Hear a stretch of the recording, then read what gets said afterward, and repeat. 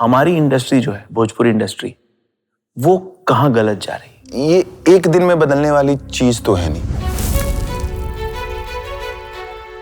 पटना की कॉन्वेंट में पढ़ने वाली लड़की भोजपुरी फिल्म जाके देखेगी या नहीं देखेगी?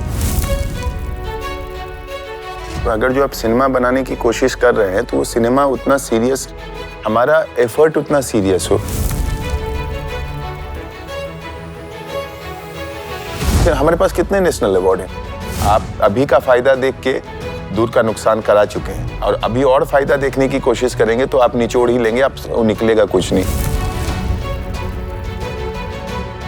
समाज जो है, परिवेश जो है, वो हमेशा बदलाव ढूंढता है, एक चेंज मांगता है और वो चेंज अच्छी दिशा में हो, ये बहुत जरूरी है।